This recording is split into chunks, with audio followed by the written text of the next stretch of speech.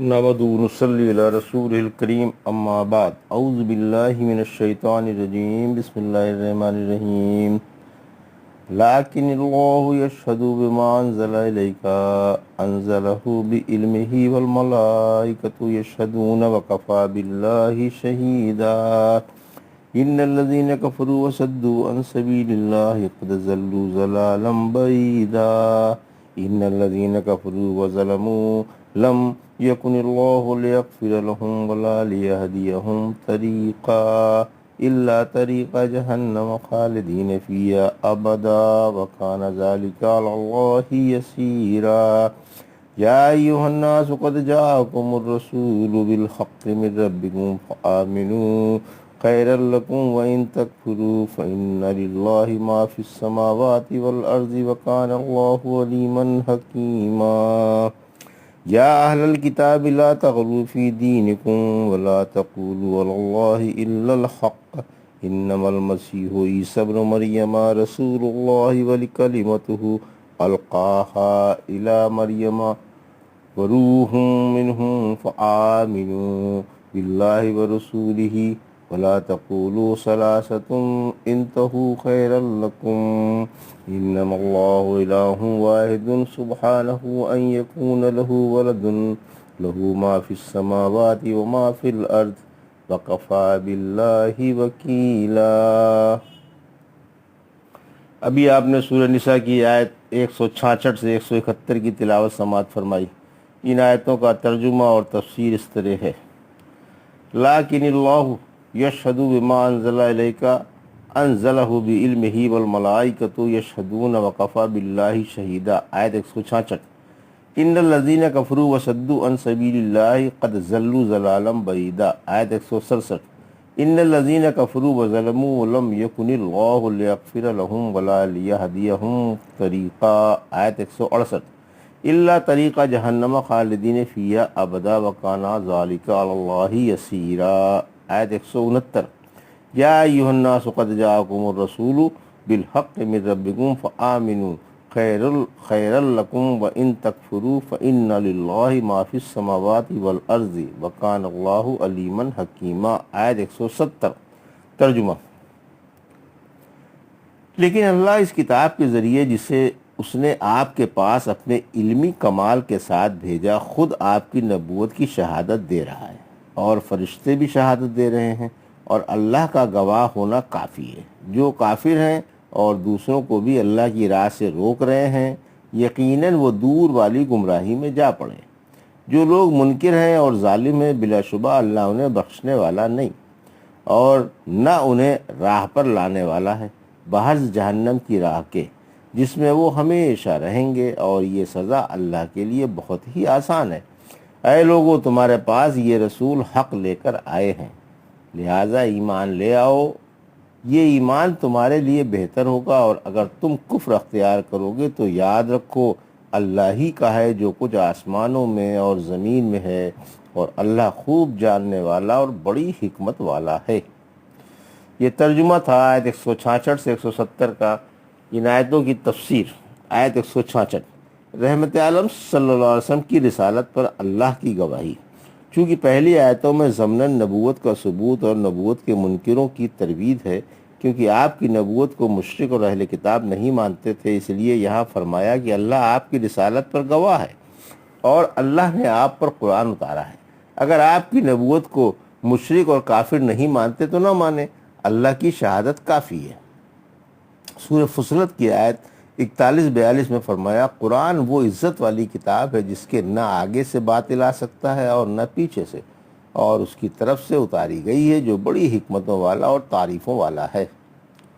قرآن میں اللہ کا علم ہے۔ پھر فرمایا اللہ نے قرآن اپنے علم کے ساتھ اتارا، یعنی اس میں اللہ کا وہ علم ہے جس سے اللہ اپنے بندوں کو آگاہ کرنا چاہتا ہے۔ مثلا اس میں غلبے والی دلیلیں، ہدایت و روشنی، حق و باطل میں فرق کرنے والی حجتیں، اور اللہ کے پسندیدہ اور ناپسندیدہ عمل مذکور ہیں، اور اس میں ماضی اور مستقبل کا علم غیب بھی ہے۔ اللہ کی صفات مقدسہ بھی ہیں جن کو نہ کوئی نبی جانتا ہے، نہ کوئی رسول، اور نہ کوئی مقرب فرشتہ، جب تک اللہ کسی کو ان سے آگاہ نہ کر دے۔ سورہ بقرہ کی آیت 255 نے فرمایا لوگ اس کے ذرا سے علم کو بھی نہیں گھیر سکتے مگر جس قدر وہ چاہے۔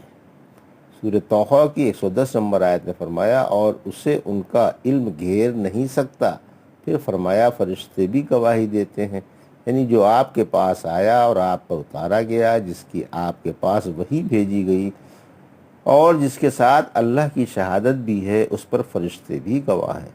ابن عباس رضی اللہ عنہ فرماتے ہیں رسول اللہ صلی اللہ علیہ وسلم کے پاس یہودیوں کی ایک جماعت آئی، آپ نے ان سے فرمایا اللہ کی قسم مجھے یقین ہے کہ تمہیں میری رسالت کا علم ہے، بولے ہمیں علم نہیں۔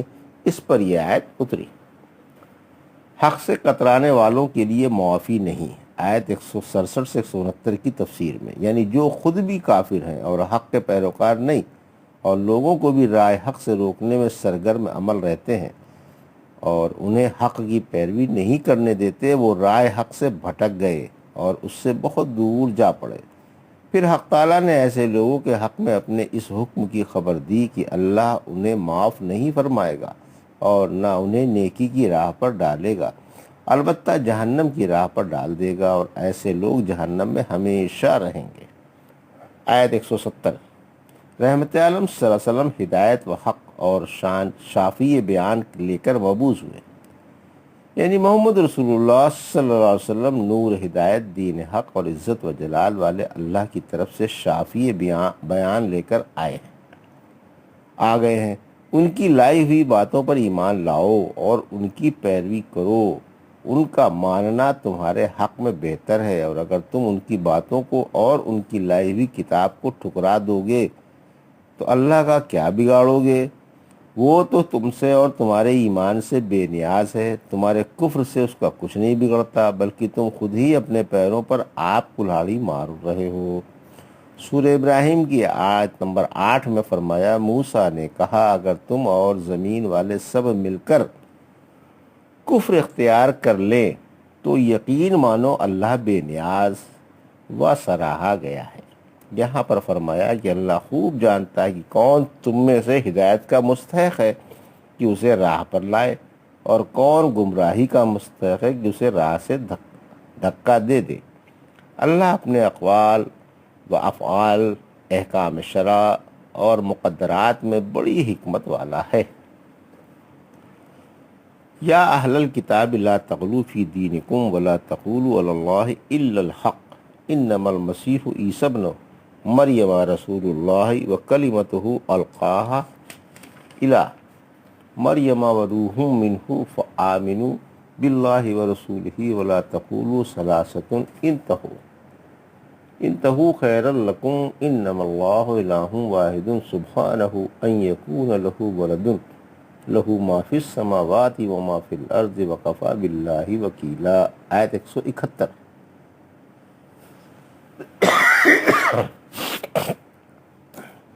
ترجمہ، اے اہل کتاب اپنے دین میں حد سے آگے نہ بڑھو اور اللہ کی شان میں سچی بات ہی کہو۔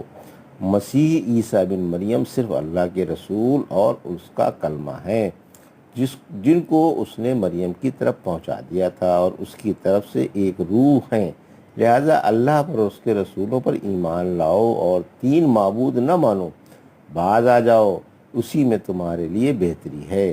اللہ تو صرف ایک معبود ہے، وہ اولاد سے پاک ہے، جو کچھ آسمانوں اور زمین میں ہے سب اسی کا ہے اور اللہ کام بنانے میں کافی ہے۔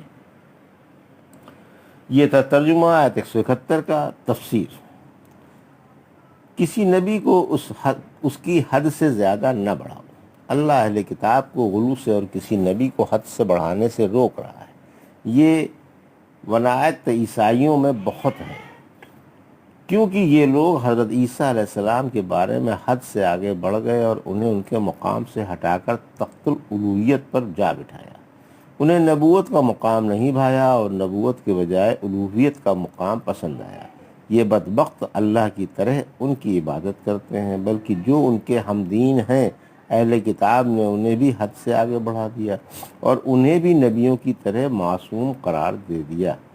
ان کی ہر بات کی پیروی کی جاتی ہے، خواہ وہ جائز ہو یا ناجائز، گمراہی ہو یا ہدایت، اور صحیح ہو یا غلط۔ اسی وجہ سے اللہ نے فرمایا سورہ توبہ کی آیت 31 میں انہوں نے اللہ کو چھوڑ کر اپنے عالموں اور درویشوں کو رب بنا لیا، اور مسیح ابن مریم کو بھی۔ رحمت عالم صلی اللہ علیہ وسلم نے فرمایا مجھے حد سے زیادہ نہ بڑھانا، جس طرح عیسائیوں نے حضرت عیسیٰ علیہ السلام کو حد سے بڑھا دیا۔ میں تو صرف ایک بندہ ہوں، مجھے اللہ کا بندہ اور اس کا رسول ہی سمجھو۔ انس بن مالک رضی اللہ عنہ فرماتے ہیں ایک شخص نے کہا یا محمد صلی اللہ علیہ وسلم، یا سیدنا و ابن سیدنا و خیرنا و ابن خیرنا، اے محمد صلی اللہ علیہ وسلم، اے ہمارے سردار، اے ہمارے سردار کے بیٹے، اور اے ہم سب سے بہتر اور ہم سب سے بہتر کے بیٹے۔ آپ نے فرمایا لوگوں اپنی باتوں کا تم خود خیال رکھو، شیطان تمہیں ورغلانے نہ پائے۔ میں محمد بن عبداللہ ہوں، اللہ کا بندہ اور اس کا رسول ہوں۔ اللہ کی قسم مجھے یہ پسند نہیں کہ تم مجھے میرے مرتبے سے جس پر اللہ نے مجھے قائم فرمایا ہے اونچا چڑھا دو۔ یہ روایت اس سند سے مسند احمد کی ہی موجود ہے۔ انتہائی افسوس و قلق سے لکھنا پڑتا ہے کہ عیسائیوں کی یہ بدترین عادت اور یہ گھناؤنا کفر و شرک مسلمانوں میں بھی گھس آیا ہے۔ جس طرح انہوں نے حضرت مسیح کو معبود بنا لیا، اسی طرح انہوں نے احمد کو احد بنا لیا۔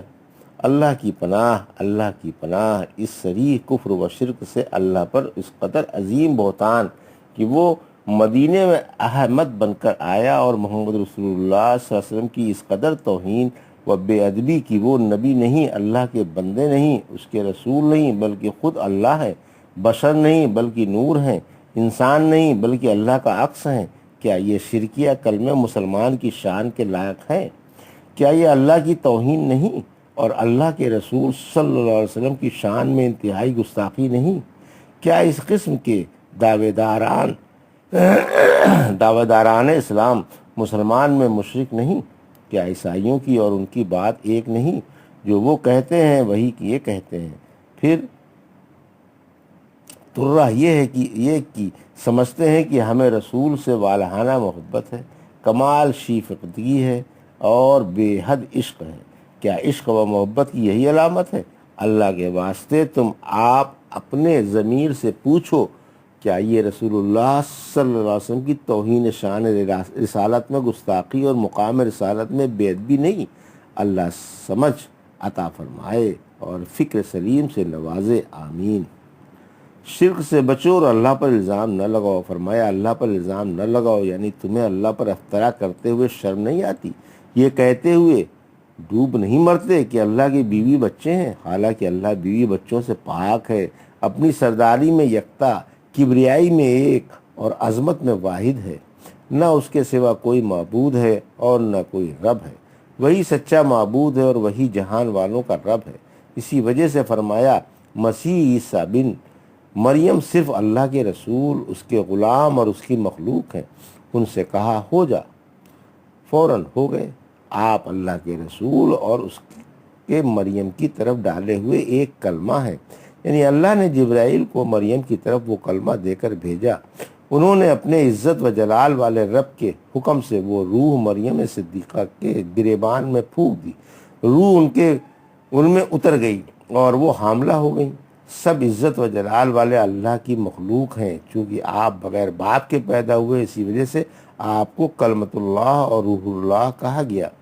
سورہ مائدہ کی آیت 75 میں فرمایا مسیح ابن مریم صرف اللہ کے رسول ہیں، ان سے پہلے بھی پیغمبر گزر گئے، ان کی والدہ سچی ہیں، دونوں کھانا کھایا کرتے تھے۔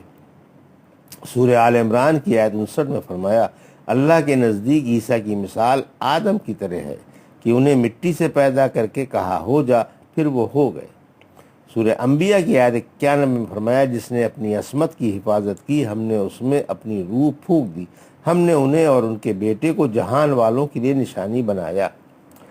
پھر فرمایا اللہ کی اور اس کے رسول صلی اللہ علیہ وسلم کی تصدیق کرو کہ اللہ واحد ہے، ایک ہے، اس کی اولاد نہیں، اس کی بیوی نہیں، اور یقین کرو کہ عیسیٰ اللہ کے بندے اور اس کے رسول ہیں، اور تین کے قائل نہ بنو۔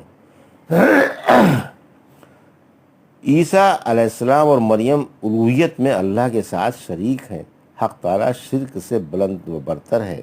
یہ آیت سورہ مائدہ 72 والی اس آیت کے ہم معنی ہیں۔ لقد کفر الذین، انہوں نے کفر کیا جنہوں نے کہا کہ اللہ تینوں میں سے تیسرا ہے، حالانکہ وہ ایک ہے، اس کے سوا کوئی حقدار عبادت نہیں ہے۔ اور سورت کی آخری آیت وَإِذْ قَالَ اللَّهُ یا عیسیٰ کے بھی ہم معنی ہے۔ اول صورت میں فرمایا تھا وہ کافر ہوئے جنہوں نے کہا کہ اللہ ہی مسیح بن مریم ہے۔